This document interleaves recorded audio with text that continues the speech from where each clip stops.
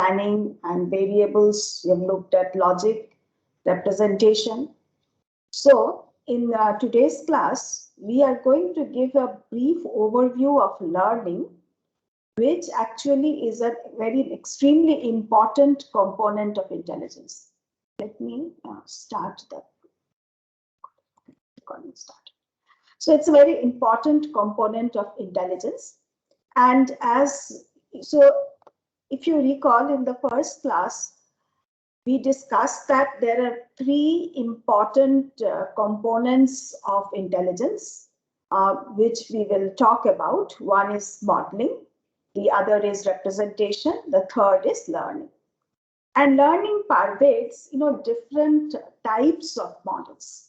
So whether it's a simple reflex model where the agent can immediately, given the situation, can decide an action, or the system is based on, is modeled based on states. So either a finite state machine or a Markov decision process or more complex models, or modeled with variables or done with logic. We can apply machine learning everywhere. So today, we will briefly talk about, give an introduction to machine learning and look at some very simple machine learning methods. Many of you would have done a machine learning course earlier or might be doing it later. So some of you may not, this will be very common material to some of you. But for the completion of this course, we would like to give a very brief introduction to machine learning and look at some examples. Okay. So let me share my slides.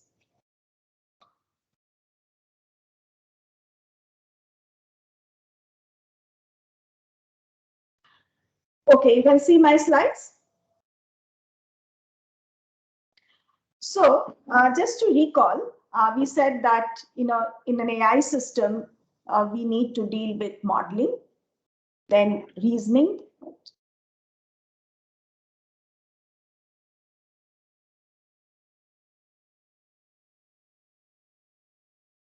So we need to deal with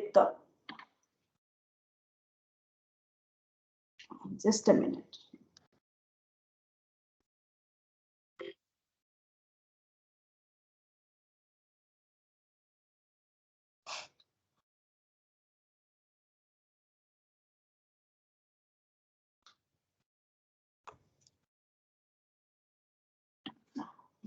Somehow.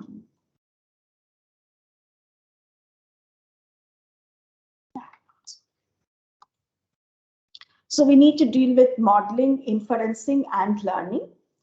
And so what is learning? So if we look at the simplest type of learning, though it does not really include everything in learning, basically it's about trying to evolve the behaviors of a system. And in most of the cases, it is based on some data or the experience of the system. So in the simplest case, the system uses data, probably the experience of the system itself or data collected from elsewhere. And from the data, it builds a model. And this model can be used for prediction or inferencing, decision making, etc.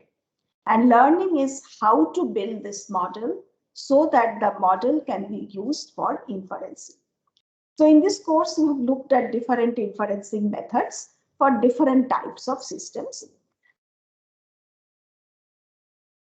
Now, putting it in another way, while when you are looking at an algorithmic solution to a problem, you write a program, which is a step-by-step recipe for solving a problem. For example, given an input, how to compute the output.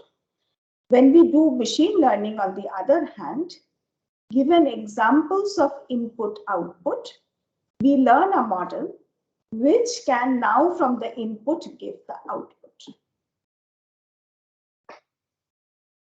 And these are some components of a learning problem. So as we said that learning involves improving problem-solving behavior, problem-solving performance. Now, task is the task which we are seeking to improve. For example, the task could be, taking actions in an environment. We have seen a little bit of this when we talked about a Markov decision process and planning. Then the task would be a simple problem like classification or prediction. Given an input, predict the output. And data is what, fuels this learning. And then we have a measure of improvement to evaluate how well the learning has performed. For example, suppose the task is a prediction task. We try to see if learning improves the accuracy in prediction or maybe improve the speed or efficiency in problem solving. Now, so there are different types of AI systems. There are reflex systems, which does not require much of deliberation or reasoning. There are state-based systems, as you have studied when we have looked at the state space search or Markov decision process, where the system's current status can be described by a state, and the system's actions or actions along with the evolution of the world that makes the system change its state. So there are state-based systems. Then there are systems which are state-based but which can be defined by variables, that is the features of the state. This is what we looked at when we discussed the classical planning problem. Then there are systems which can be described more generally with some logical formalism. So these are, different, more, expressive ways of defining a system. And learning is something that can pervade all these different paradigms and help the system solve its task. So in today's talk, we will mainly focus on learning in the context of reflex systems, where we do not look into the reasoning aspect, but we assume that there is some input X and there is an output Y, right? And there are examples of X-Y pairs. So you have X1, Y1, X2, so different instances of these X-Y pairs. And from this, the system wants to learn a function F so that this defines a mapping from X to Y. So given a particular X, applying the function F, you can get Y. In a previous class, when we worked with planning, especially stochastic planning, we talked about planning when the system can be modeled as a Markov decision process. In this context, we described reinforcement learning. So today we will look at a much simpler form of learning, which is applicable to reflex systems. Do you have any questions?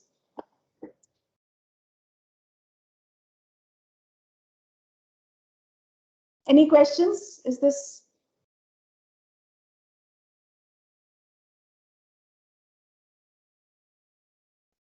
Sachin? Any questions? Sachin Khoja?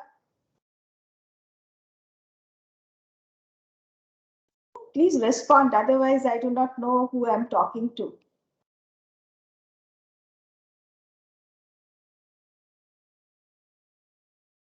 Anyone? Please respond. Harshdeep? Yes. Yeah, so please interact a little bit, otherwise it's very frustrating. Sure, ma'am, sure. So when we design a learner, we have to think of, how to represent the system. For example, we said that we have data. So now how this data should be represented, how the input should be represented. Then we have to find out how to represent the function. So we have this X, Y. So we have to come up with a representation of X and a representation of this function or the type of the function class. And then there must be an algorithm which tries to find the optimum F given the data. Right? Find the optimum F given the data. This is called model training. And finally, we try to evaluate the system based on some performance measure. Right? And that is called evaluation. So these are the three things we must be considering when we design a learning system. So first we choose the data, and this data is represented in terms of features. We'll talk about that. And then we have to choose the function class, whether the function class is a linear model of the features or some other form of function. And thirdly, we have to choose a learning algorithm to find the function belonging to this function class. So coming back to representation, how is the data specified? Suppose the raw data is of the form. So the raw data is of the form x1, x2, xn. Why x1, x2, xn? There may be n-dimensional data. The data may be a single point or the data may be n-dimensional. So x1, x2, xn is the initial data.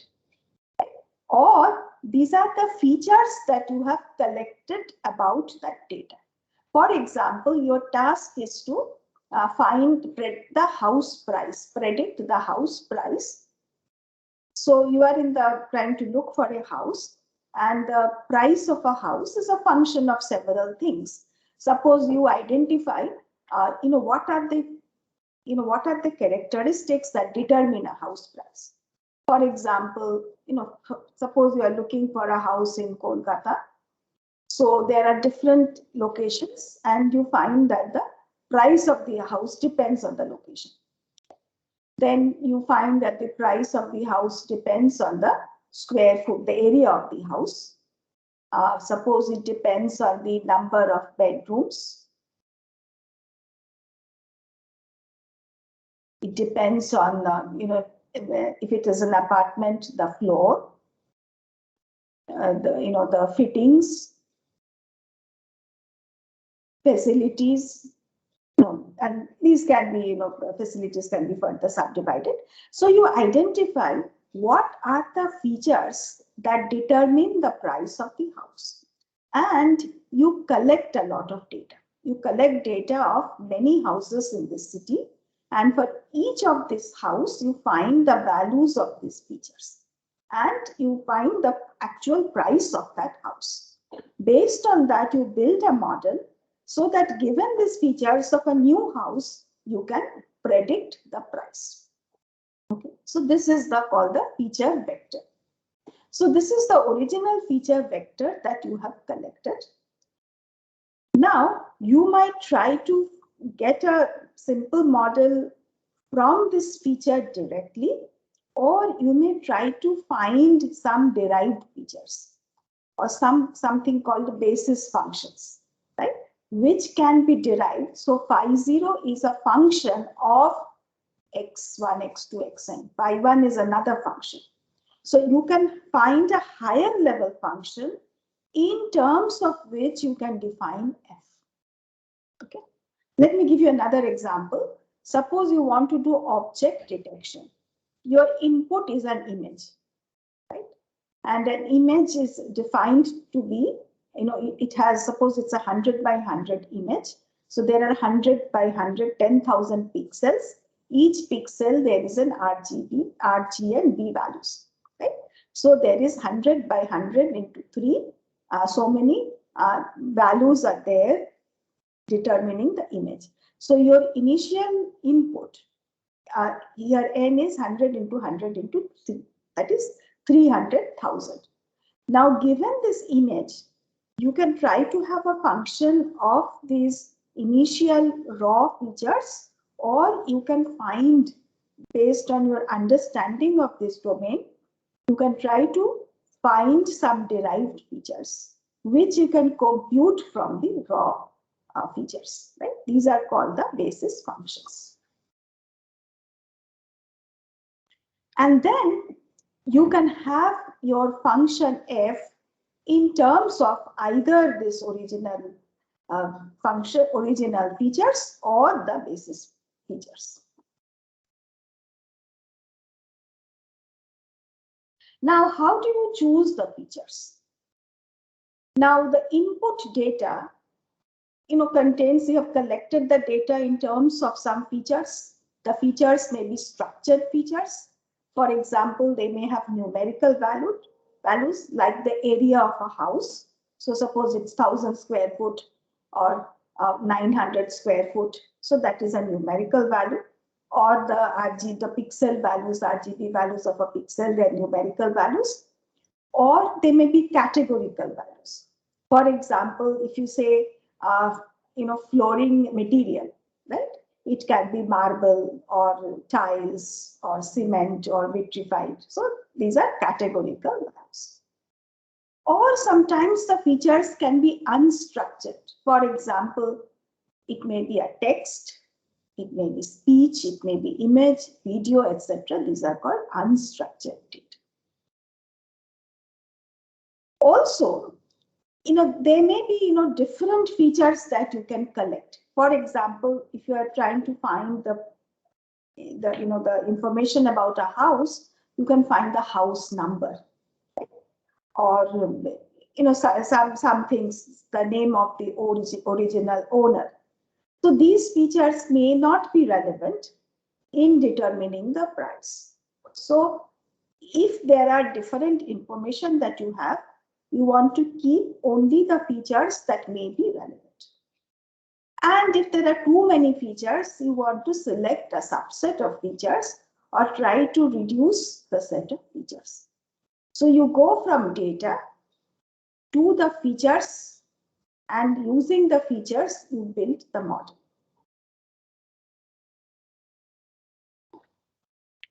Now, let us come to F, that is how the model is represented. So you can either have a function f on the original features or a function on the basis functions. We're just mentioning just f and g. Now this f or g, they can take various forms. For example, it can be a linear function, which is a very simple function, or it can be a more complex function. For example, decision tree, graphical model, neural network, right? So these are richer functions. So the richer the representation, so you will be able to, represent more complex function classes. So the richer the representation, you can use it for more complex function classes, but it may make it more difficult to learn. So depending on the task, you choose appropriate features and appropriate function class. Now this just shows some possible function classes. Linear function, for example, this is a linear function of of a single variable, and this is y equal to w0 plus w1 x1, etc. Or it can be a decision tree. A decision tree, what you have is that you have different attributes which are the nodes of a decision tree. Suppose the attribute is number of bedrooms, and then the values can be 1, 2, or 3, maybe 4. And then based on this, you decide the next, right? Suppose you discuss location. Then location, suppose you have divided the location into 4 categories. So these are the 4 categories. Or here you can determine based on the area. So let us say area less than 900, area greater than 900. So like that, you can have decision nodes, and at the leaves, you can have the prediction. Then there are various types of Bayesian networks or graphical models, or the representation can be a neural network, and so on. Any questions?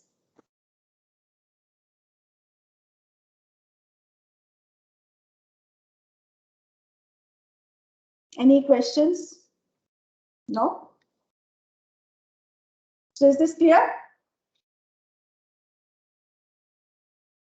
Next we come. So next we come to evaluation, right?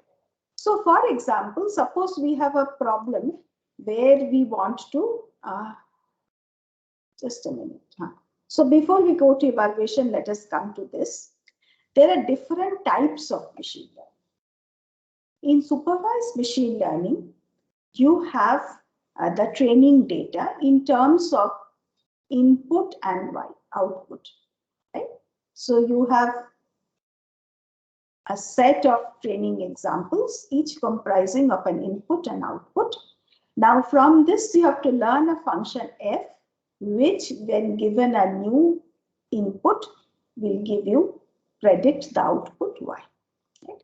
So in supervised learning, we have this sort of input-output data, where for a particular data point, yi is called the label.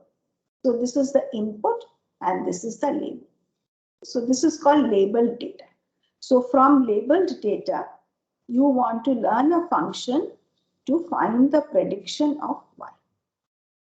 There is another broad class of learning, which is called unsupervised learning, where also you have data, but you have only the input data. You do not have labels, but you want to find some structure given this type of data. There are also other types of learning like reinforcement learning. I'll not talk about today, but we have discussed a little bit, where you are given observations at every time step and periodic reward, and the agent has to take sequential action in an environment so as to maximize its expected utility. And we want to determine the optimum policy. There is also semi-supervised learning, which is a combination of supervised and unsupervised, where you have some labeled training data and a lot of unlabeled data. Okay. So in supervised learning, you have such pairs, x1, y1, x2, y2, xn, yn. So there is, let us say there are n training examples and you want to learn a function f. Okay. And this function f is called a model, and it is defined in terms of, for parametric functions, it is defined in terms of parameters theta. And learning involves learning the values of the parameters theta so as to optimize the prediction. Ma'am, one question. Yeah. Just to step back a bit, in our previous lectures, right, we talked about agents, environment, observable, semi-observable, those kind of concepts. Yes. How would you map the current machine learning, supervised learning, the points that you're talking here with respect to that paradigm? Absolutely. Yes. Actually, that is what I tried to tell in the beginning. Let me just. So there are different types of systems. If you go through the Russell and Nordvik's book, for example, there are reflex agents. In reflex agent, it gets an input, it gets an observation, it immediately gives an output without deliberation, without thinking. Right? These are the lowest form of agents. Mm-hmm. They're reflex agents. Then there are state-based agents. In state-based agents, they have different states. And there are transitions between the states, right? Just as you did in heuristic search systems, right? Mm-hmm. Suppose you have the water jug problem. So there is a particular state. When you take action, there is a state change. Right? Or there is an agent which is in a grid. It takes an action, go up. It finds itself in the next state. It observes. It observes whether the action was successful, whether it is actually moved up or moved to left or stuck in the position. So there is a state. The agent can take an action. It can get an observation. So they are state-based systems. In state-based system, the state could be absolutely like fixed. state 1, state 2, state 3, or it can be described in terms of variables. Right? Mm-hmm. So you have studied constant satisfaction problems, planning problems, where we say this is a state where block A is on top of block B and hand is free. These are variable-based systems, but in the context of state. And when you take an action, the set of variables change and the values of the variables determine a state. And then you have general logic. And then you have seen all these systems. These are the systems which are more complex systems that you have studied in the course, where you can work on inference algorithms for these systems. But there is also another type of system which you may not have studied because that system is so much simpler. They are called reflex agents. Now, reflex agents are also very important. And in fact, when you talk of intelligent behavior, it is a combination of all this. Okay. So the learning that I am talking about today is in the context of reflex systems, where you do not maintain, state, time, etc. Rather, you have an immediate input and you get the immediate output. But learning, learning is not restricted to reflex systems. Learning can be applied to all these other systems. And if you recall, when we talked about planning, we talked about, the Markov decision process. Then very briefly, I talked about reinforcement learning. In such state-based system or variable-based system, how one can learn the model so as to do the inference. So learning is also possible. Because we are giving a, first introductory lecture on learning, we are looking at the simplest form of learning as applicable to reflex systems. Okay. So, but that does not mean, learning is only applicable to primitive system. You can do learning everywhere, but this is where you start. I see. And these, when we look at what are the principles of learning, what are the functions, etc. Even when we look at these systems, those things, those concepts are useful. Understood. A very good question, by the way. Thank you. So are all of you satisfied? Anyone else? Everybody has understood what we are talking about and why this problem looks to be a very simple problem and an antithesis of all the interesting things that you have studied in this course.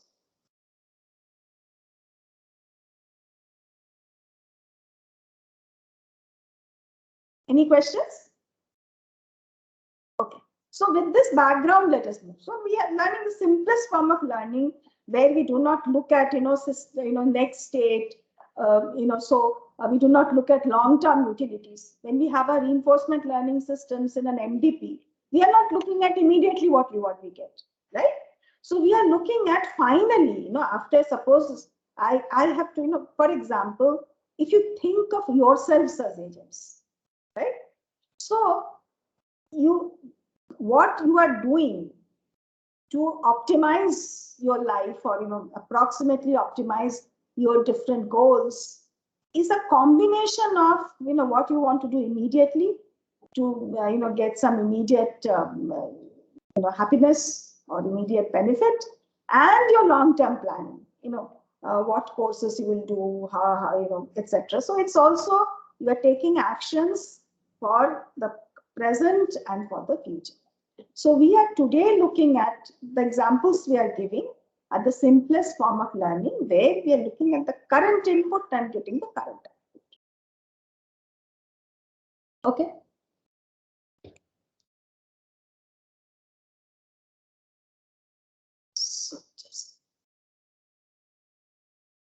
So in this context, what does training mean?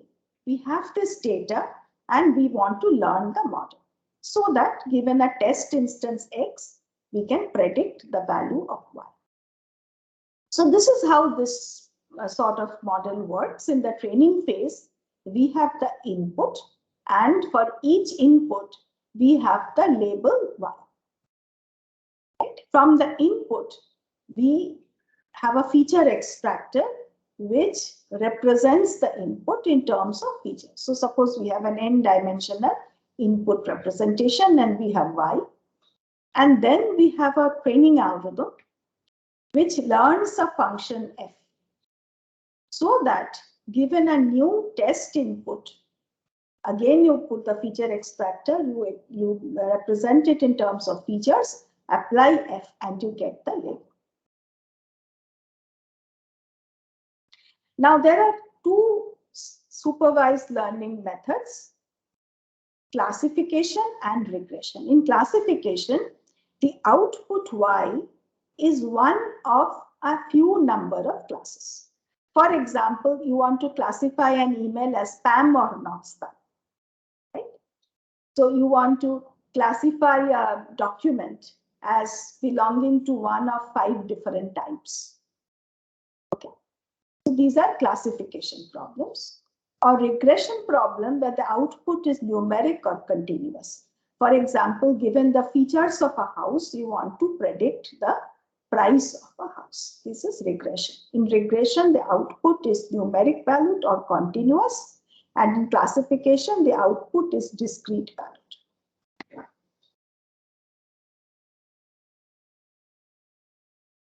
Now, these are some examples of classification tasks. Object identification from images. Suppose in manufacturing, you have some components and you want to find out whether the component manufactured is defective or not, or classify the defect as different types of defect. For example, suppose you're manufacturing steel slabs, you find out different types of defect. You want to find out from a credit card transaction if it is fraudulent or not. These are examples of classification tasks. Examples of regression tasks, house price prediction, forecast the demand. Suppose you have a retail agency and you want to stock up on products. So you want to forecast how many units will be sold in this week so that you can order the stock replenishment after a week. So the output can be a numerical value like house price prediction, demand forecasting, remaining useful life prediction for a piece of machinery. Or it could be something like a probability. For example, given a steel cut, something has been objective. You want to find out what is the probability that it will develop cracks and so on. Then prediction can also be structured. Instead of having a numerical value or a particular class. For example, if you look at machine translation, your objective is to translate a sentence from one language to another, right? So this is, the task of machine translation is done by machine learning. And here the output is a sentence, English sentence to Hindi sentence or to Japanese sentence or vice versa. So this is a structure. This is not a single object. Or in a conversational agent, given the current state of the conversation, you want to predict the next utterance. Or image captioning task, given an image, you want to find a sentence which describes the image, or given an image, do the segmentation of the image. So one can go beyond simple classification and regression tasks to such structured prediction tasks.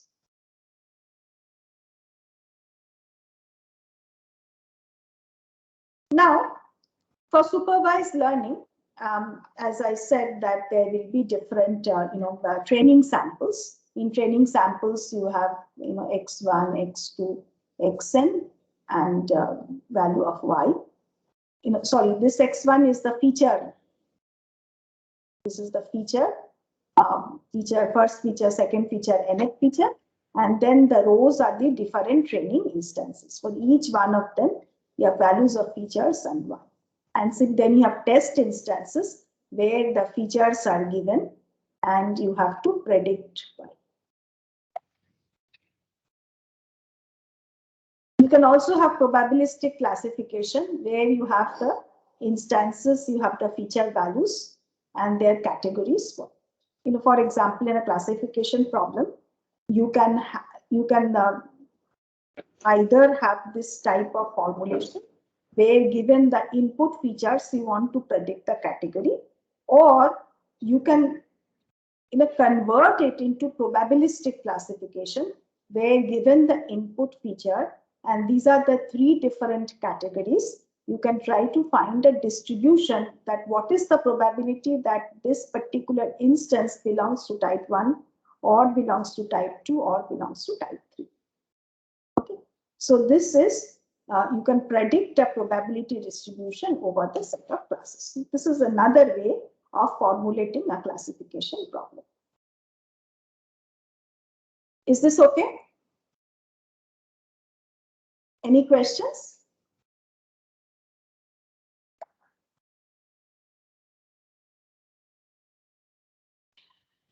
Now, for a classification problem, so in general, let us look at evaluation, how to evaluate whether a machine learning method or the type of machine learning that we are talking about, prediction problems, how successful they are. First, let us look at evaluation of classification problems. Now, so accuracy is defined to be that suppose you have 100 test examples. Out of these 100 test examples, 82 are correctly classified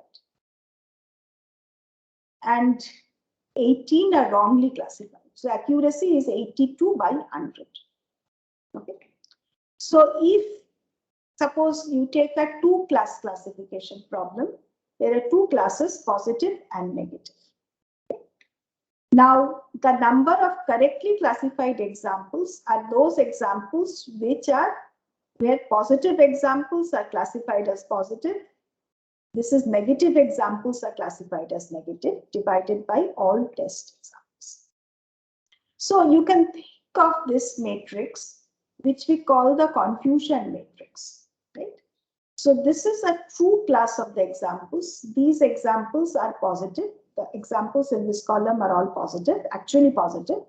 Examples in the second column are actually negative. And this is the prediction by your function. The first row are those examples which are positive. Second row are those examples which are negative. So suppose you have, suppose you have out of this 100, suppose there are 70 which are positive and 30 which are actually negative. Out of this 70, let us say 50 are predicted to be positive, or let us say 60 are predicted to be positive and 10 are predicted to be negative. And out of the 30 actual negative example, suppose 22 are predicted to be negative and 8 are predicted to be positive. Okay. So there are 70 positive examples, 30 negative examples. Your algorithm predicts 68 to be positive and 32 to be negative. But 60 positive examples are predicted to be positive, 22 negative examples are predicted to be negative. Therefore, accuracy is 82 by 100. Is this clear?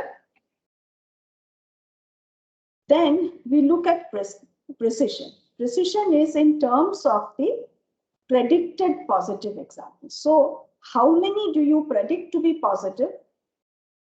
Out of this, how many are actually positive?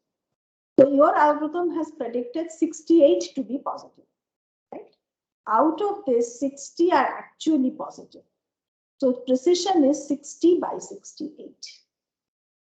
On the other hand, recall is number of predicted true positive divided by total number of true positive. How many true positive examples are there? There are 70 positive examples, out of which you have found 60. So recall is 60 by 70 for this example. Is this clear? Yes, ma'am. Thank you.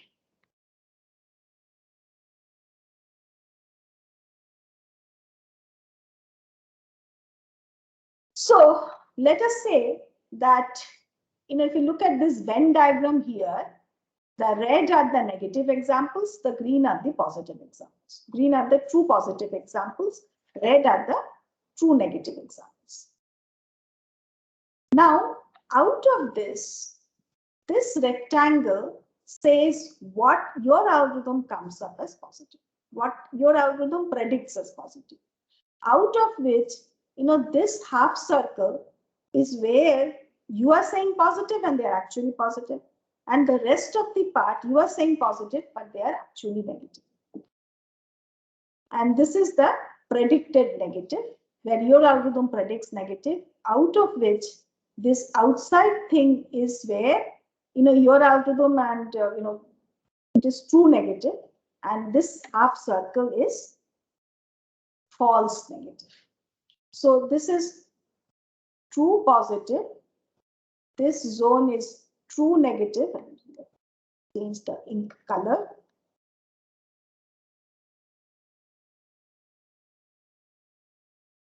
So this is true negative. This is your system is saying positive, but it is actually negative. So this is called false positive, and this is called false negative. Okay.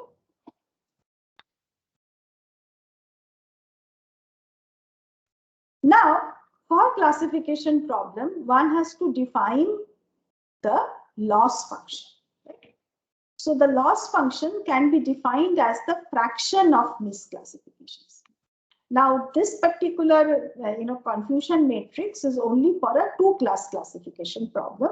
But in general, you can have 4 classes, 5 classes, k classes, and even there you could have a confusion matrix where you have class 1, class 2, class k, class 1, class 2, class k, and you can have a confusion matrix, and the diagonals are those entries where the prediction is correct. Right? So diagonals are the entries where the prediction is correct, and the non-diagonals are where there is a mistake. And the fraction of misclassifications is those where the yi, the predicted class and the actual class differ. And this is the total number of examples. So this is one way of defining the loss function. A second way is logarithmic loss, especially when you have the probabilistic classification where your algorithm outputs the, given a particular example, what is the probability that it belongs to a particular class. In this context, you can use a logarithmic loss function where you look at the log of, suppose given xi, you find out the probability of the actual class yi. Okay. Given the xi, you want to find out the probability of the actual class yi. So you want this probability to be high. Okay. So you want to make this probability high, and so you want to minimize the negative of this probability. And you do it in the domain of logarithm. So you try to find out Li is negative of log of the probability of the actual class. And this is what you try to minimize. So this is a loss function, which is also useful. Any questions? Ma'am, can you go over the logarithmic loss once more? First of all, so suppose there is an example. So you have some values, and suppose there are 3 classes. Okay, and suppose that actually it belongs to this class. Suppose your algorithm outputs 0.7, 0.2, 0.1. Right? For the same input, your algorithm could have given 1, 0, 0. Then it would be absolutely correct. Or it could have given 0.7, 0.2, 0.1. Or it could have given 0.1, 0.4, 0.5. Let us take these 3 scenarios. Okay. So which one is more desirable? This is most desirable. Okay. This is less desirable and this is least desirable. Is that okay? Yes, ma'am. So let us look at this probability. Here, what is probability y equal to yi given x equal to xi? This is 0.7. Okay. And sorry, not 0.7. Let me just. So in this first case, it is.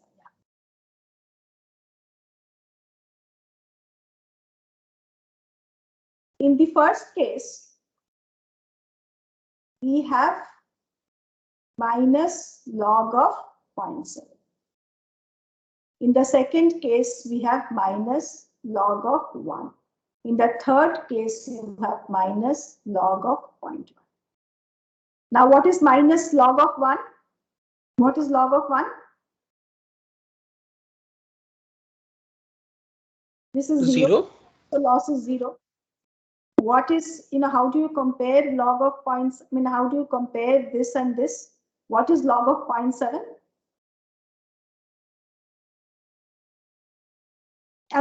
Qualitatively. Is it smaller, greater than 0 or smaller than 0? It will be smaller than 0, right? It's smaller than 0. So if you take the negative, it is a positive value. So this value will be higher, right? This value will be higher than the second row.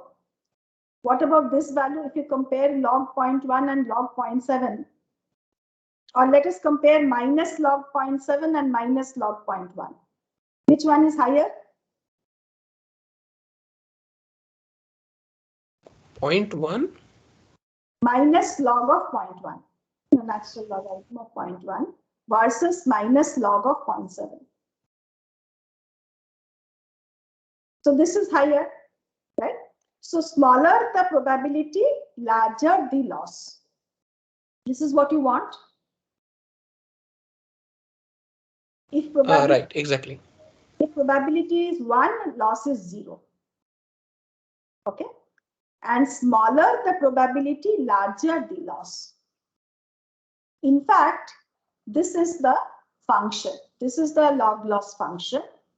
So this is when probability is 0, this is probability is 1.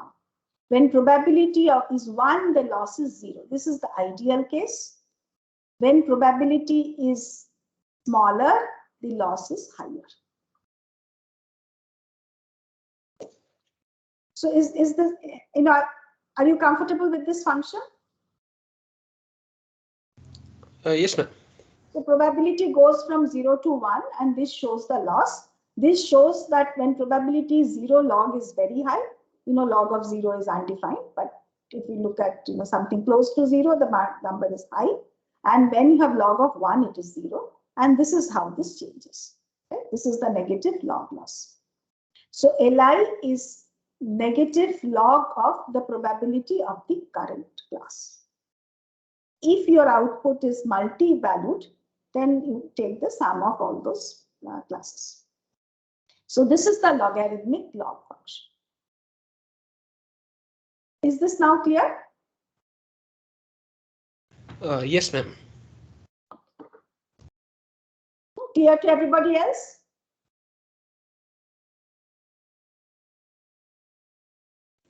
Yes, ma'am. Now, let us come to regression problem. In regression problem, the output is numeric valued. So, suppose for a particular example xi, the true value is yi and the predicted value is yi hat. So, a simple way of computing the error is the mean squared error, which is defined to be average of yi hat minus yi whole square. So if there are m examples, you take the summation of yi hat minus yi square divided by m. This is called the mean square error. So this is the loss function for regression. Is it okay? Now, So that is about supervised learning. So let me just tell you what is unsupervised learning, though I'm not going to get into the detail in this class. There are certain situations where you do not have labeled data, right? So, but you have a data. So you have a lot of, suppose you have a lot of documents, or you get a lot of images. So you do not have labels, but you do have a lot of data. And in this case, if you want to learn something from data, that is called unsupervised learning. Now, what can you do from simple data which is not labeled? An example is clustering. So if you have got a lot of data, for example, you have got this type of data. So what you can try to find out is, well, these seem to be similar to each other, these seem to be similar to each other, these seem to be similar to each other. And then you can say there are these three groups of objects, right? So this is an example of what you can do with non-labeled data. Is it clear? Do you think this is useful?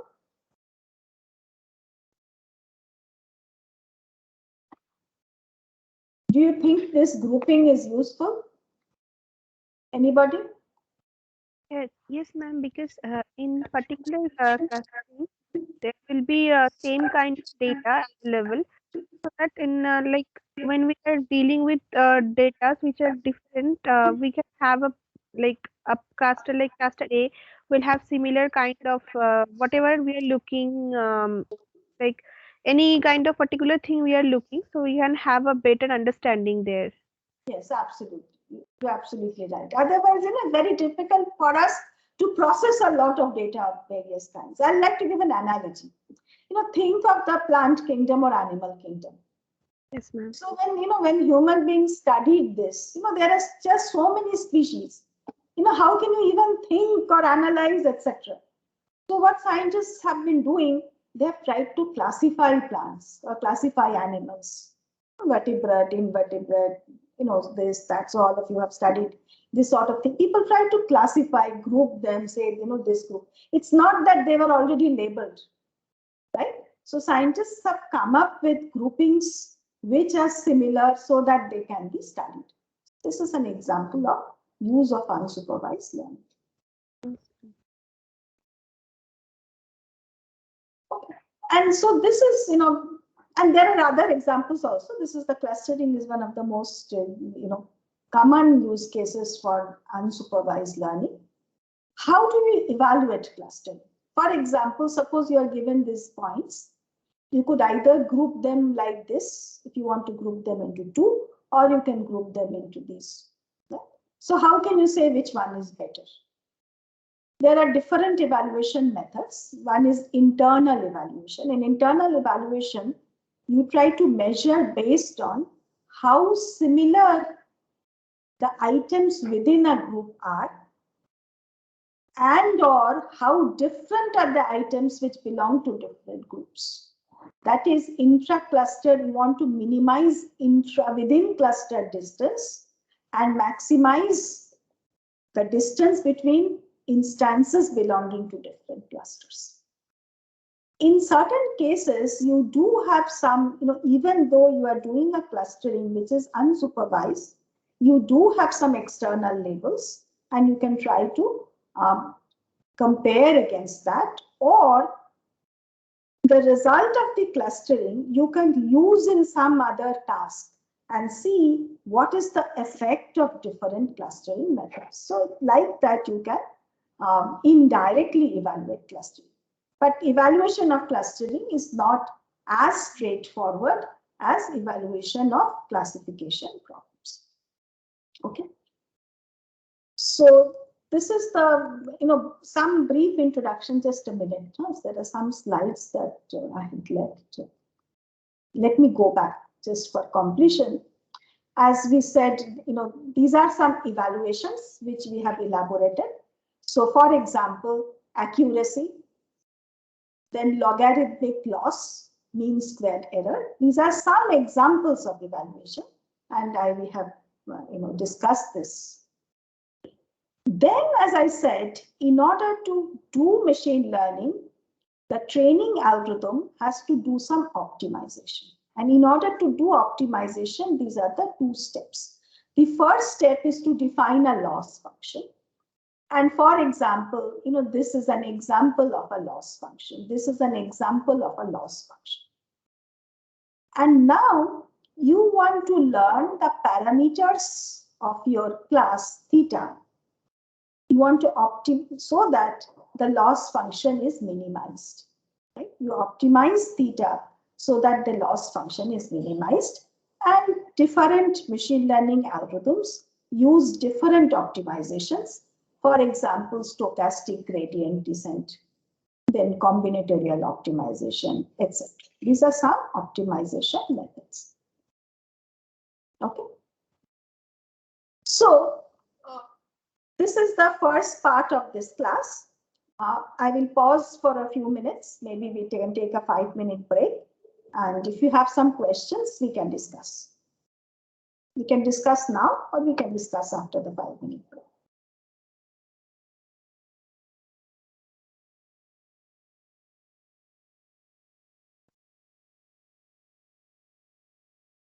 Okay.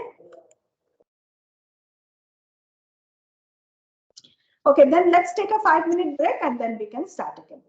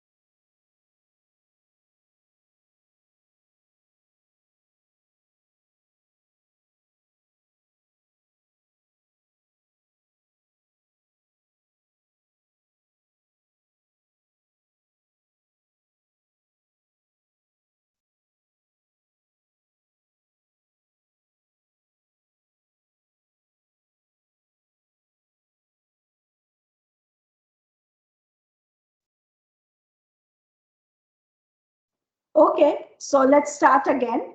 So do we have any questions?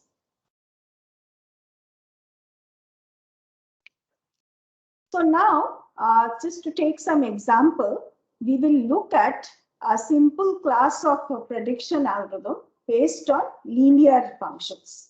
These are called linear models, and we will study linear models for regression and for classification.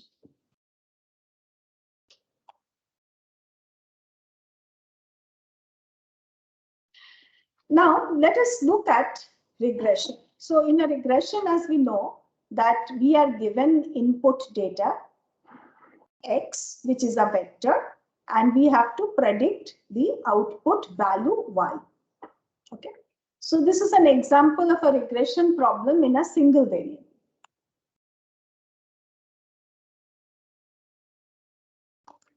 Where we have, this is your input value, X variable. X can take different values. And for each value of X, you have a value of Y. And this blue are the instances, training instances. This shows for each instance, it gives you the X value and the actual Y value. Your objective is to learn F, which maps from X to Y. And if you are using a linear model, you have to find a straight, the model is a straight line. So model is the equation of a straight line, which takes you from the input to output. As you can see that if you look at these instances, if you look at any straight line, none of them will exactly fit, get for every X the exact value of Y. But your objective is to find a function F so as the loss function is minimized. So what is the loss function in this case? What type of loss function can you use?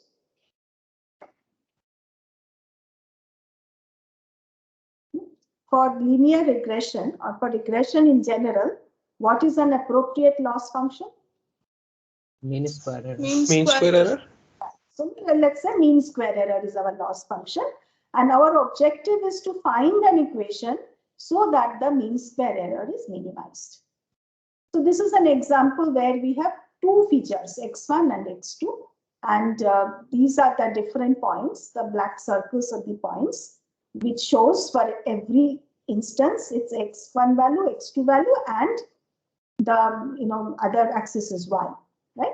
And the error, so if this is your point, the error is the, if the gray thing is your classifier function, and you can find the error. So here the error is the distance from this line. So the sum of the distance averaged is the mean square error. Here also the sum of distance averaged is the mean square error, which you want to minimize. So if you have n variables or n features, your function F, we can also write it as h theta parameterized by theta, is of the form theta 0 plus theta 1 x1 plus theta 2 x2 plus theta n xn, where theta is the theta 0, theta 1, theta n. So you want to find the best function, that is the best straight line to fit the data, which means you have to find the values of theta I, because the values of the parameters theta I determine the equation of this function. So as we saw, the error of a particular point is fxi minus yi, and you can take the mean square error as this. So we have added another extra 2 in the denominator. Doesn't matter, it just helps in the having a nice form. So this is my loss function, and the learning problem is to find the parameters theta so that this loss function j is minimized. Now, this loss function j is a function of theta. Can you tell me why?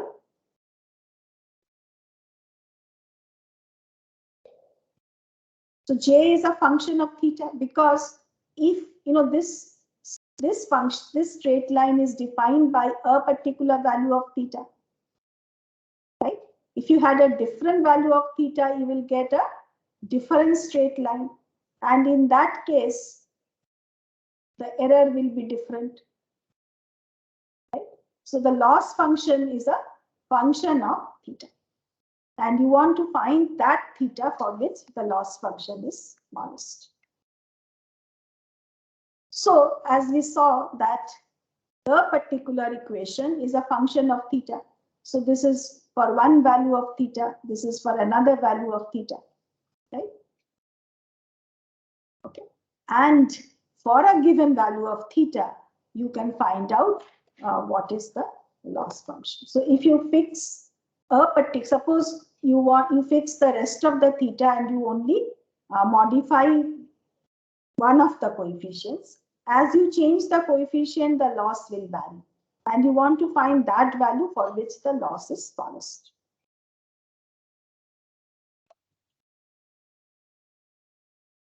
Is this okay?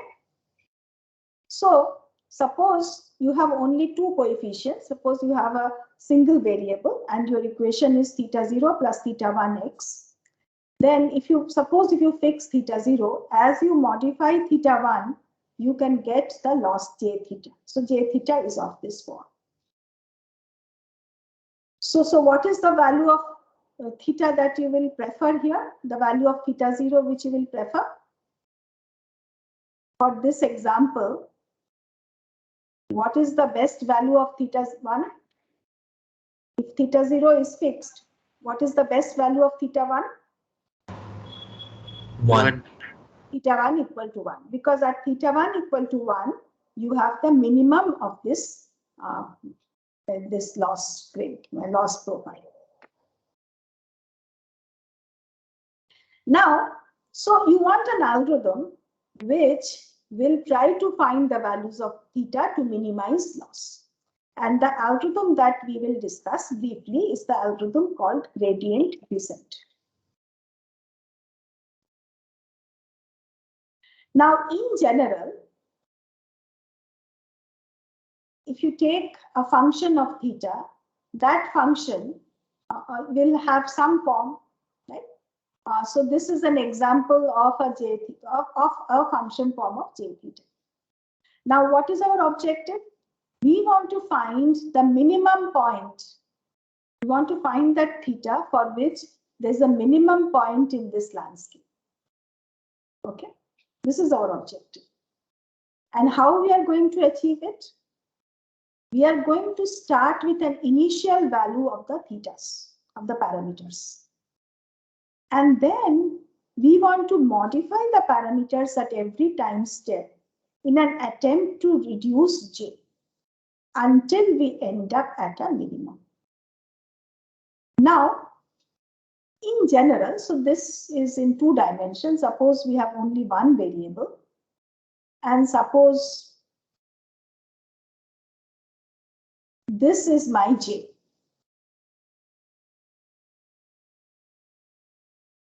This is my j.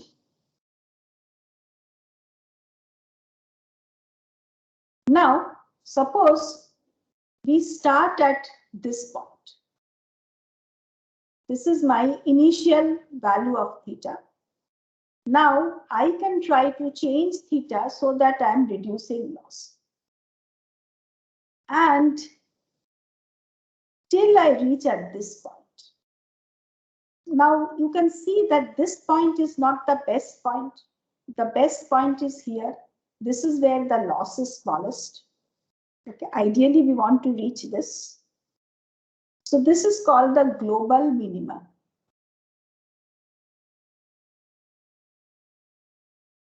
This is called a local minima.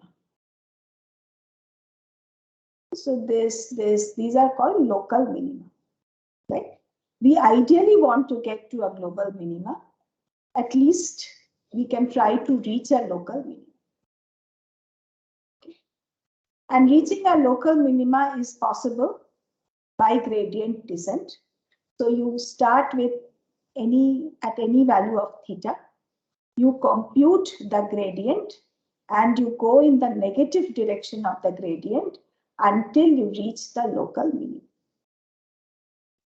Okay. And how do you get the gradient? So this is, you find the partial derivative of this with respect individually to every parameter.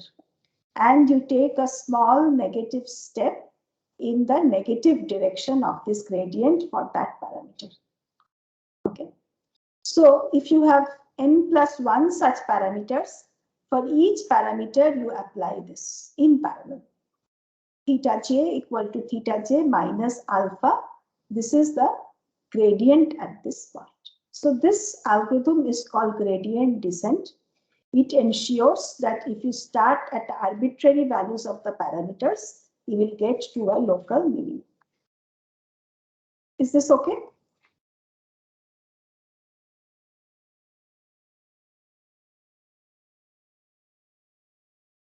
Now, given our mean square error loss function, using elementary calculus and differentiation, you can differentiate it. So if you remember, we had this 1 by 2m summation, this square, right?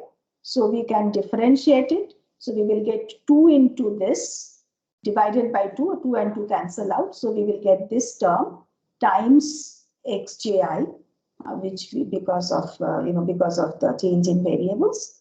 So you can easily work that out, and you can find out that the partial derivative is given by this equation. Right? Now, in place of this, you can plug this in. So this is the equation corresponding to gradient descent. So you start with any value of the parameters, and then at every time step, you do this modification so that you can get the new value of the parameters, and you continue until convergence. You converge when you have got to a local minimum. What is the role of this alpha? Alpha tells you what is the step size by which you take a step towards the minimum. So alpha should be small enough so that you can slowly reach the minima, but not so small that you cannot make progress. Typically, alpha will be less than 1, like 0.1, 0.01, 0.001, etc. Is this clear?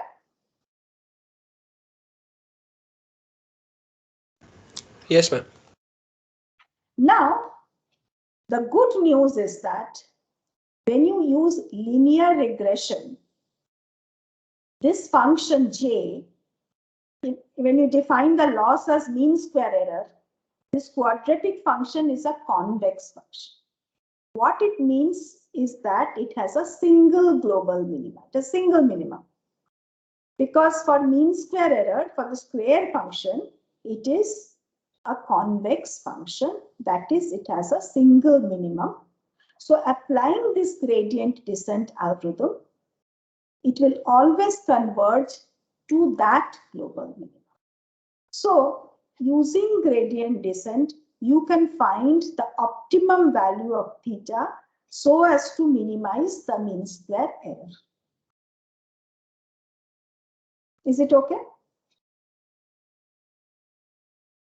However, later you will study that linear functions are very limited in their expressive power, and you might want to use nonlinear function as you do when you use multi-layered neural networks, which give you very powerful function, but you lose this guarantee of convergence. But then there are other tricks to help you get out of this local trap and get good good optimizations. Now, the original formulation of gradient descent, the gradient is defined in terms of all the examples that you have. If the number of examples is large, it will make this process very slow, because at every step, you are computing the gradient based on all the examples. To make the system more efficient, one can use batch gradient descent, where, so this is called batch gradient descent, where you use all the examples. But you can use a subset of the examples which is called a mini batch. So instead of using all the m examples for computing the gradient, you can only use a smaller set of examples to compute the gradient. That is called a mini batch gradient descent, which we will talk about. So, in summary, we can say, if we use linear models for regression, we have given a good iterative algorithm where you can start with an initial random value of the parameters, and by using gradient descent, you can find the optimum value of parameters. It turns out that for the problem of linear regression, there is also a closed form solution based on matrix, but we only talked about the iterative algorithm because this type of algorithm will be useful in many other cases, even for nonlinear cases for classification, etc. Any questions? Ma'am, in the optimization slide that you had explained before the break, what is combinatorial optimization? So, I have just mentioned in combinatorial, combinatorics, so combinatorial optimization is a method of optimization. You find that combination for which it is optimal. Right. But so we are just saying that these are different types of optimization problems. So combinatorial optimization is one type of optimization based on the combination of the different state variables or parameter values.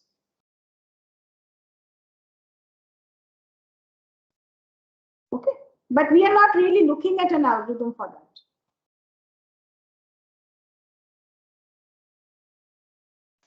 Okay. Okay.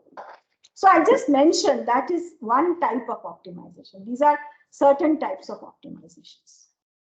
The one which we are mostly interested, especially useful for machine learning, including for neural network, is the gradient descent type of optimization. This is not the only optimization algorithm, but this is the one which is most popular for machine learning.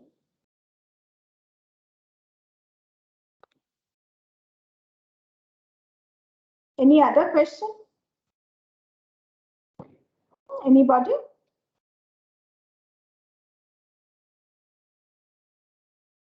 Now, let us, now that we have seen one example for regression, let us look at one algorithm for classification. And we will look at linear models for classification to start with. So logistic regression is a linear model for classification. Unfortunately, the name says regression, but logistic regression is actually a classification algorithm. Now, in linear regression, so when we got a linear function, so y equal to summation of theta I xi. Theta I xi can also be written as theta dot x, right? Theta vector dot product x vector. So this gives you a numerical value. Now we want to convert it into a class, into a discrete value. Suppose we have two classes, 0 and 1. We want to convert this numerical value to a discrete value. And in order to do that, we use an activation function called the sigmoid function.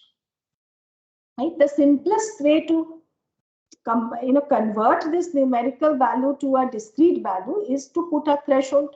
We can say that if y greater than t, then the if y greater than t, then class equal to 1, else class equal to 0. Right? So this is a thresholding function. Now, there are certain problems with the thresholding function in that we cannot do the gradient descent properly. So we use a continuous function called the sigmoid function or the logistic function. And this is the function gz equal to 1 by 1 plus e to the power minus z. And so Z is the output, so you can think of Z as this linear function. And we take this linear function and apply this logistic function and convert it to a value. Now, this is a plot of this function. And you can easily see that this function goes from 0 to 1, right? So its smallest value is 0, largest value is 1. This function is between 0 and 1. Not only that, if you look at the shape of this function, the function is S-shaped. So in this region, there is some variation. After that, it asymptotically goes to 1. Here, it asymptotically goes to 0. So it is a good approximation of the threshold function. This is what the threshold function looks like, step function. This is an approximation of threshold function, but a smooth approximation. So if we have a labeled example x, y, if y is 1, we want gz to be close to 1. And if y is 0, we want gz to be close to 0. So we want z to be larger than 0 so that gz is close to 1. So for example, suppose it is 8, it will be very close to 1.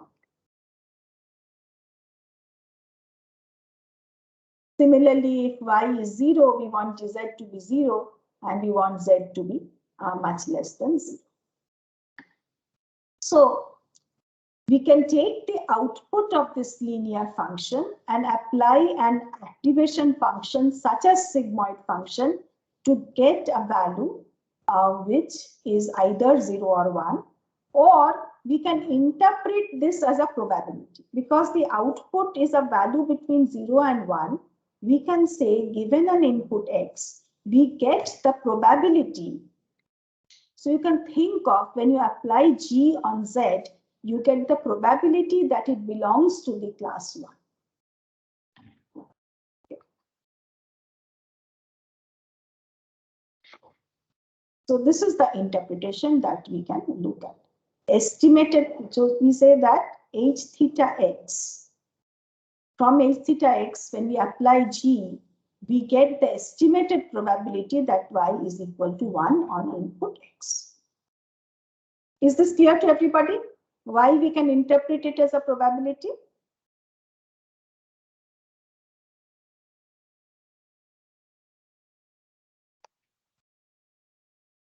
Is it okay?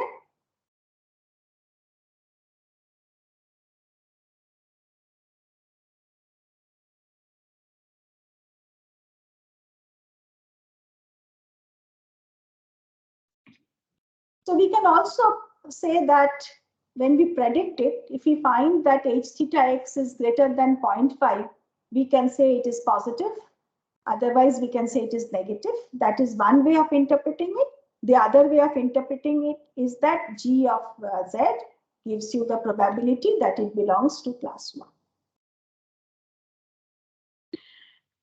Now, let us come to the cost loss function, right? For linear regression, we took the mean square error loss and then we did the optimization.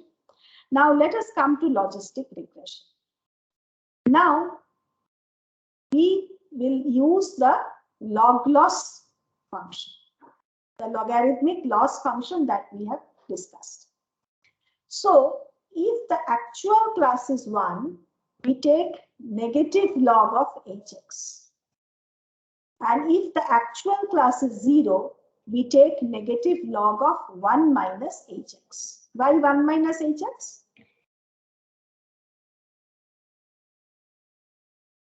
Can you tell me why we are taking 1 minus hx? Log of 1 minus hx if y is 0?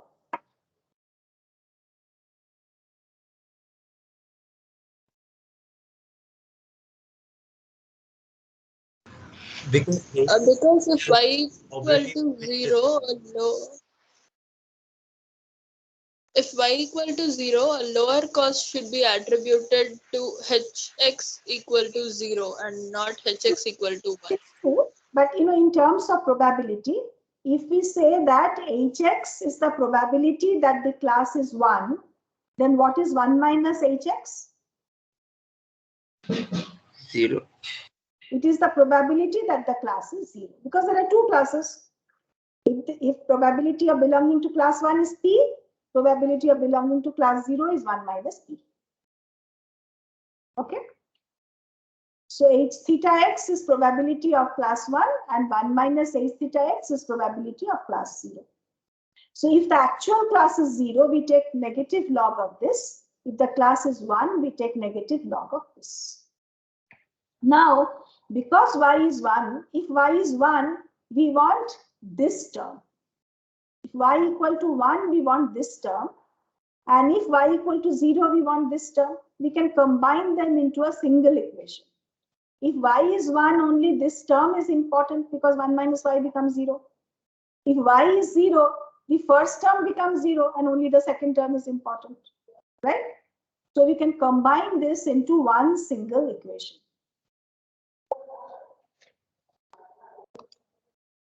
Is this clear?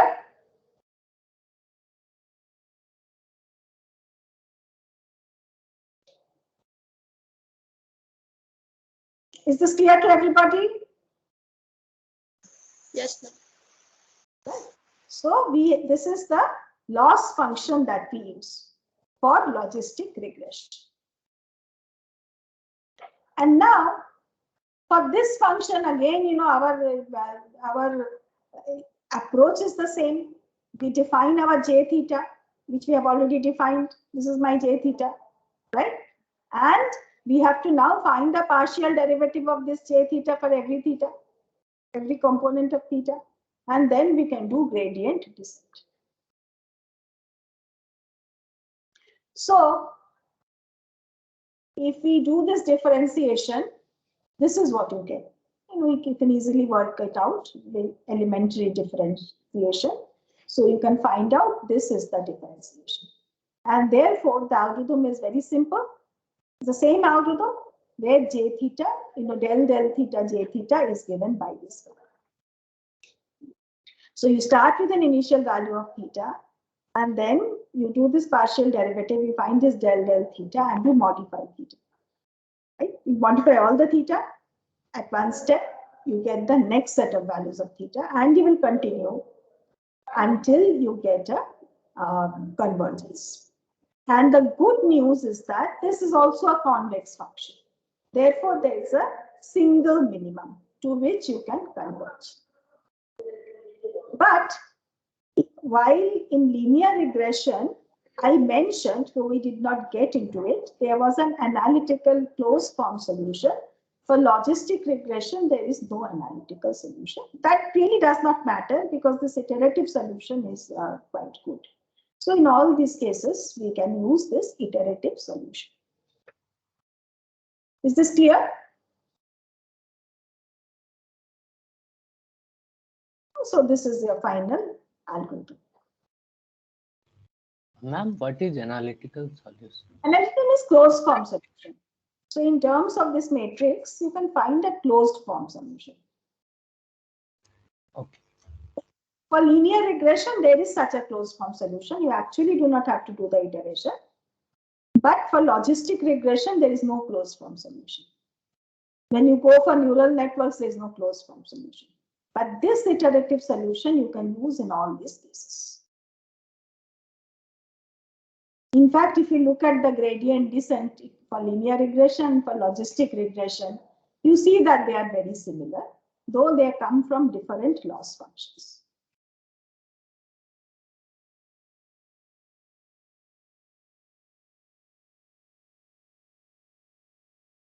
So here, of course, only thing here, hx is just theta dot x, right?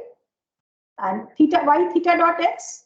So we have theta 0, theta 1, theta n. And we have x1, x2, xn. So in order to put it into this form, we introduce an x0 equal to 1. Right? If we do that, then the linear function can be written as theta dot x. And for logistic regression, h theta x is 1 over 1 plus e to the power minus theta dot x. So h is different, but after defining this, the equation is very similar. Now, this was about binary classification, but you may have problems where there are multiple categories, right? Multi-class classification. So what can you do there? In binary classification, you could have a single logistic function and, you know, probability of belonging to class 1, if you can find out 1 minus that is the probability of belonging to class 0. But if you have k classes, what can you do? You cannot do that. So what you do is that you have k different functions, right? You have k different functions, and for each of them you have a set of parameters. So for class 1, you have a function with parameters theta 1, for class 2 theta 2, for class k theta k. And then you can find out probability of y equal to k is proportional to exponential of theta dot x, theta k dot x. Right? And then you can find out the scores of each of these classes. And then you can convert these scores to a probability distribution. So you can say probability that the class is k is given by exponential of theta k dot x normalized by summation over exponential of theta j dot x for all classes j. Okay.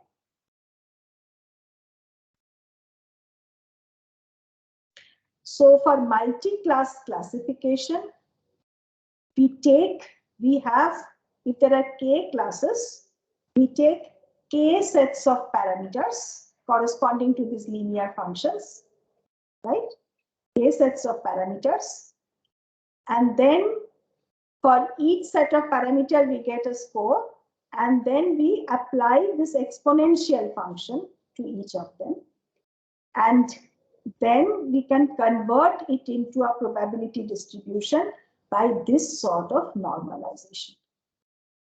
This is called a softmax function. And if you spend a little bit of time, you can see that a two-class classification is a special case of this. Okay? It's very similar to this. So anyway, so using this softmax, you can convert these scores to a probability distribution. Is this okay? Just a minute. There's a lot of sound outside. I'll just be back.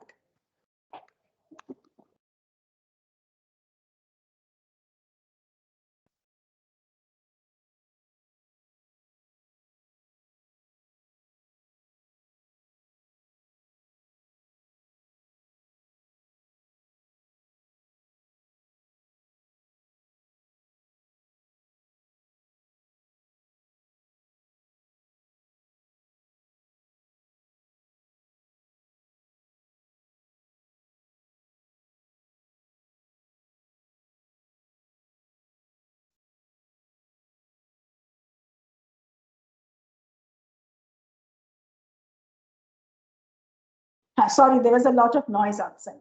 So is this clear to everybody? How to convert these linear functions? We have k linear functions and we convert it into a softmax so that we get a probability distribution over these k classes. Is this clear?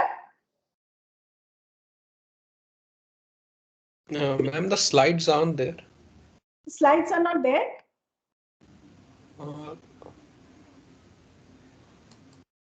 Is it there now? Yeah, now we can see. So from when were the slides not there? Just when you came back. Okay, now it's there. Okay. So is this clear to everybody?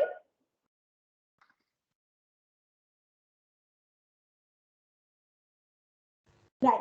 So for this multi-class classification, to summarize, so we define the probability distribution on the k classes, and we can define the loss function based on we can summation over the different classes, and this is summed over all the training examples. And then we can use gradient descent as usual to solve this problem.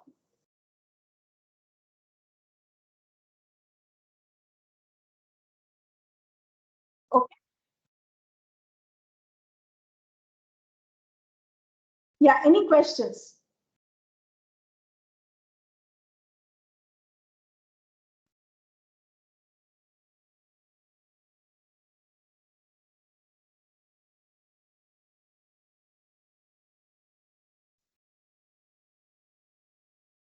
Yeah, so please let me know if there are any questions.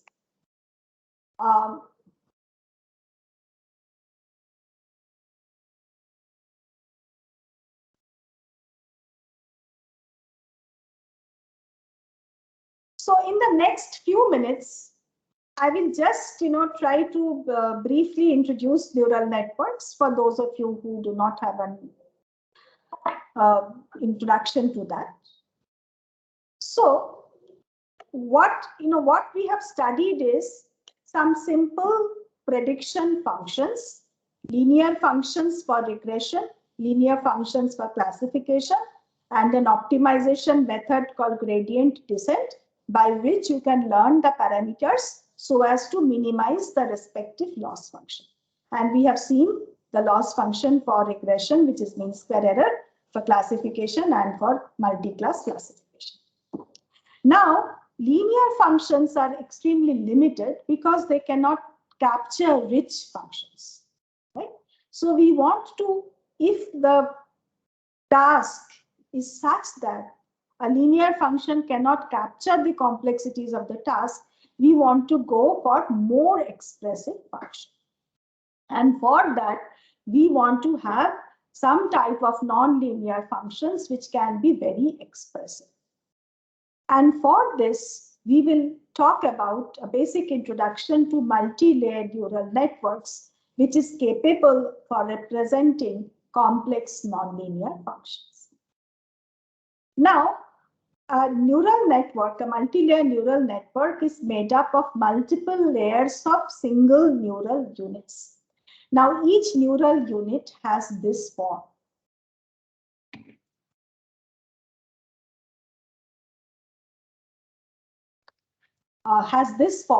So first of all, suppose this is the input. So we have a summation Wixi plus this, W0, right? So this is the initial summation. This is a linear function followed by a non-linear function, such as the sigmoid function that we have studied earlier. So we could use other activation function. So this is a single unit, right? And if you recollect, this is the same unit that we used for logistic regression.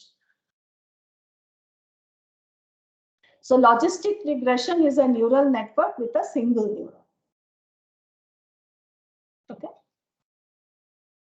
And we have earlier seen that for linear units, for linear regression, we use this. For sigmoid units, we use this if the output is. Now, in a neural network, so we will have multiple layers. But first, let us look at what will be the output unit.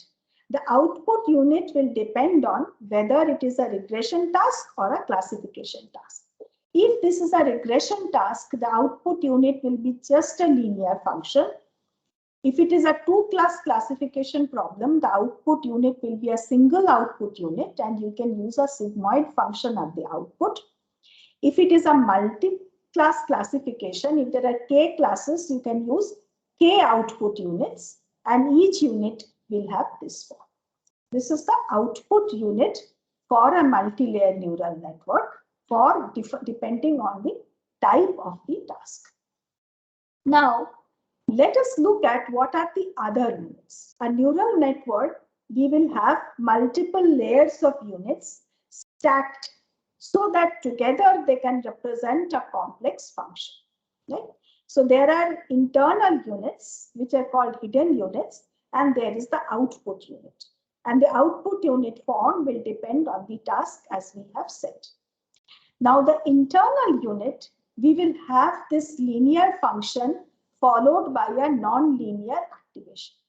And this non-linear activation function could be a sigmoid function or some other types of functions. For example, a tanh function, ReLU function, etc. But it must be a non-linear function. Why? Because if you only had linear function and we stacked linear functions, the result will be another linear function. A composition of linear functions gives you a linear function. But if you introduce non-linearity, when you compose them, you can get more complex functions. So these are some non-linearities which are useful. Sigmoid function we have seen. There's another function called tan H.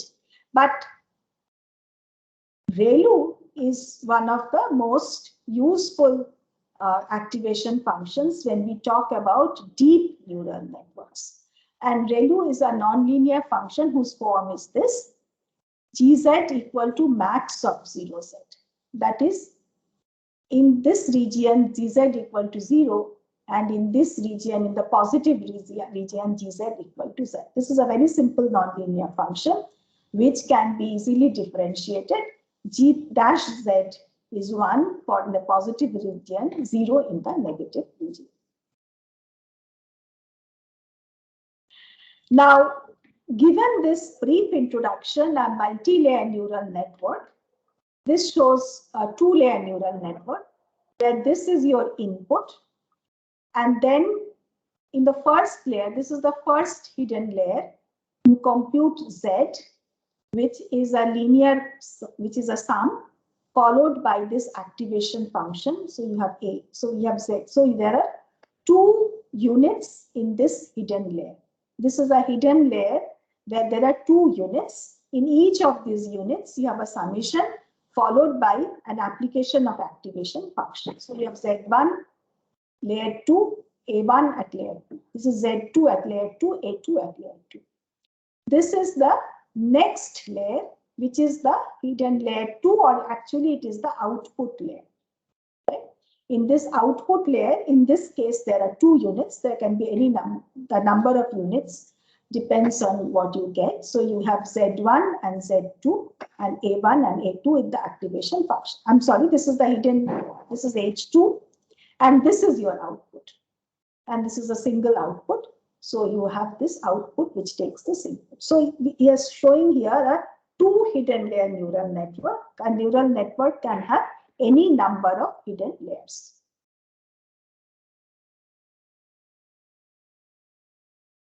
Okay, and the basic unit, as we already showed, has this linear component followed by this non-linear activation, which we can write in general like this.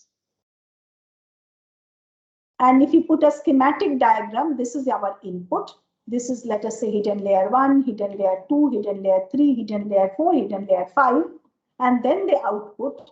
At this output, you can compute the loss function. We have already discussed the loss functions as we can do. In a deep neural network, we have a cascade of these multiple hidden units. Okay, and finally, we get the output. At the output, we can compute the loss function, and corresponding to each of these layers, we have the different parameters, and our objective is to learn the values of the parameters so as to optimize the loss function. So these are the different parameters between layer 1 and layer 2. Suppose layer 2, there are these 4 units. For each unit of a particular layer and each unit of the next layer, we have this connection, and corresponding to connection, we have the parameters. For example, when we say WLJK, it is the parameter from the kth neuron in the L-1th layer to the jth neuron in the Lth layer. So every neuron in a particular layer is connected to every neuron in the next layer, and associated with each of these connections, there is a parameter. Okay, there are also these bias parameters. Right? Together, they define all the parameters in the network. And learning a neural network is learning the values of this parameter. So if we say theta is the entire set of parameters, so the loss function is a function of, this is the output of the neural network on an input xi given the value of the parameter theta, and the difference between the output of the network and the actual value, target value of the output yi, Based on that, you can find a loss function. We have already discussed some loss functions. And so given this loss, we now want to find the values of theta. And earlier in the case of linear models, we have looked at gradient descent as an algorithm for finding the loss. Now the same algorithm we can use here. Unfortunately, so suppose this is the input and this is the output. We know what is the desired value of the output. So the loss can be directly computed only at the output, right? We do not know exactly what is the desired value at this hidden units. That is why they are called hidden. But what we will do is that based on the loss that we have computed at the output, we will use an algorithm called backpropagation so that this loss can be backpropagated and we can find the partial derivative. We can find the partial derivative for each of these parameters based on this loss function. So that is done by this algorithm, called the backpropagation algorithm. Is it okay? And using this backpropagation algorithm, we can learn the parameters in the neural network. Any questions?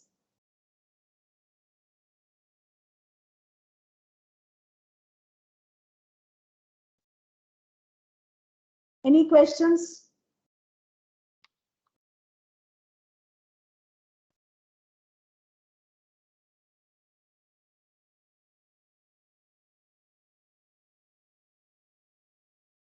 Have you understood? Is there any problem? So we have already discussed about gradient descent. And when we have a neural network, the function need not be convex. And our objective is to start from a particular value of theta and find some value of theta which is smaller. And for this, we will do gradient descent, but gradient descent only gives you a local minima, and gradient descent takes a long time to run. So we use a variation of gradient descent called stochastic gradient descent. The idea is that in order to find the loss, we do not look at all the training examples, but look at a small sample of training example called mini batch gradient descent. And an extreme example of this is SGD, that is stochastic gradient descent, where we use a single example to find the derivative. So this is the algorithm for stochastic gradient descent. At every step, we select randomly a single data point, or we select a single data point. With respect to that data point, we compute the gradient, and based on that, we update the parameters. If instead of a single data point, we use a small subset of data points, it is called mini batch stochastic gradient descent. Now, the advantage of stochastic gradient descent is that when the landscape is not convex, whatever is the local minima may not be the minima with respect to all the instances. So if you are taking different examples, they may have different local minima. So by using stochastic gradient descent, you can overcome the disposition of settling into a local minimum. So with this brief introduction, and so I'm not going to go into the details of the neural network, but just to tell you that the basic idea of a neural network is to find a loss function. I'll just stop here. To find the loss function. The loss function depends on the type of the task that we have. And using an algorithm called backpropagation, we can try to compute the partial derivative for every parameter, whether it is in the hidden layer or in the outward layer, with respect to the final loss function, and based on which we can train the neural network, which gives us a very powerful framework. So this was a very brief introduction to a very simple class of machine learning algorithms. So with this, we will stop, and hopefully that many of you have done a machine learning course, and many of you will do a machine learning course in future.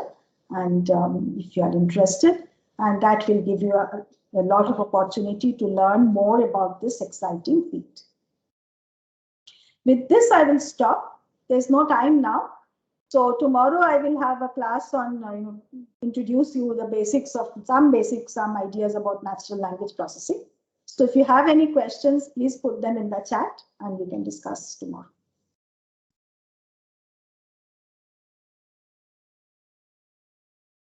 Okay.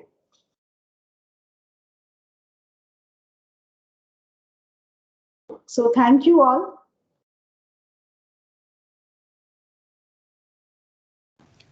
Thank you. Thank you. Thank you, ma'am.